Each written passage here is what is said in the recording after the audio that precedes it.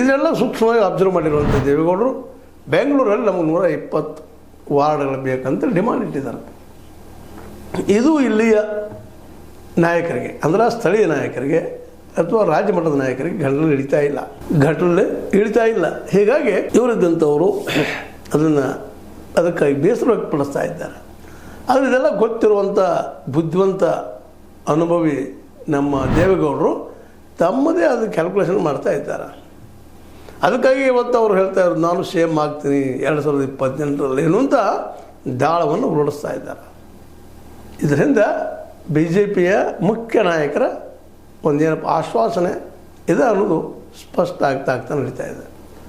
ಹೀಗಾಗಿ ಇವತ್ತು ನಾವು ಈಗಾಗಲೇ ಹಿಂದೆ ನಮ್ಮ ಎಪಿಸೋಡ್ಗಳಲ್ಲಿ ಹೇಳಿದಾಗ ಒಂದು ಕಡೆಗೆ ಮತ್ತು ಇನ್ನೊಂದು ನೀವು ಈಗಾಗಲೇ ಹೇಳಿದಂಥ ಮಾತು, ನಮ್ಮ ಸಿದ್ದರಾಮಯ್ಯನವರು ಅಹಿಂದ ಇರೋದರಿಂದಾಗಿ OBC ದಲಿತ ಜೊತೆಗೆ ನಮ್ಮ ಆದಿವಾಸಿ ಜನಾಂಗ ಅವರು ಬೆನ್ನು ಹತ್ತುವಂಥ ಸಾಧ್ಯತೆ ಹೆಚ್ಚಿರೋದ್ರಿಂದಾಗಿ ಲಿಂಗಾಯತ್ ಮತ್ತು ಈ ಒಂದು ಒಕ್ಕಲಿಗರ ಕಮ್ಯುನಿಟಿಯವರ ಕನೆಕ್ಟಿರುವಂತಹ ಮೋದಿ ಮತ್ತು ಶಾರ್ ಅವರು ಅವು ಎರಡೂ ಸಮುದಾಯಗಳನ್ನು ತಮ್ಮೊಂದಿ ತೆಗೆದುಕೊಂಡು ಹೋಗುವಂಥ ಶತಪ್ರಯತ್ನ ಮಾಡ್ತಾ ಇದ್ದಾರೆ.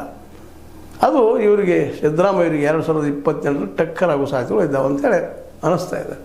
ಹೀಗಾಗಿ ಇವತ್ತಿನ ಮಟ್ಟಿಗೆ ನಮ್ಮ ಯಡಿಯೂರಪ್ಪನವರು